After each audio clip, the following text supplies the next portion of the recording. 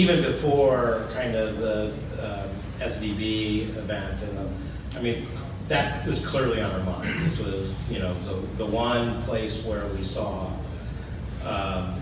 you know, a real effect of the interest rate increase. It was residential housing, of course, and the CRE bit was basically looming out there. We knew it, we know it.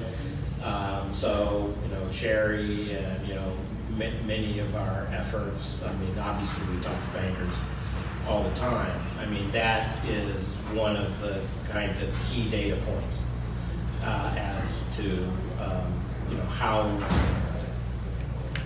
tough this is going to go. Some of the things you mentioned, there's obviously a lot of geographic kind of differences.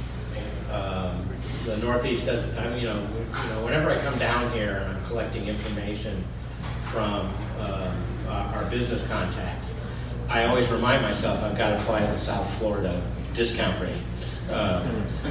You know, because this is not a representative place in many ways, and so. But several places are doing great. I was even in Chicago last week, and I was talking to someone who was kind of moving into a new office space, and he said, I'm taking his word for it, but he told me that office occupancy is in the Loop. I mean, in downtown Chicago is like 90%. So that, you know, we're not seeing it yet, is all I can say.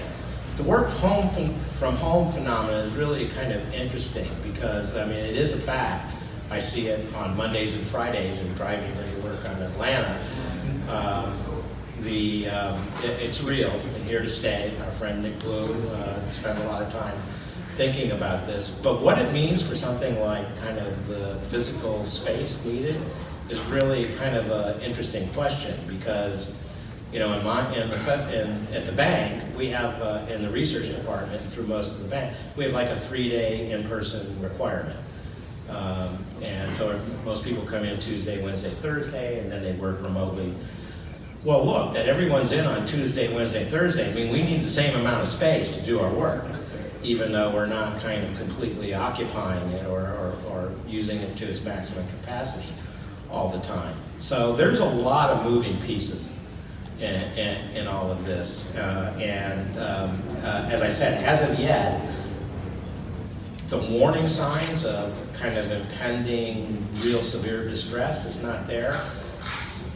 But that doesn't mean, you know, it's not going to be there. Particularly, I mean, we hear the same thing, you know, as resets begin to kind of come into full bloom, and we'll see how that plays out. But you know, of the many things we watch, that's near the top.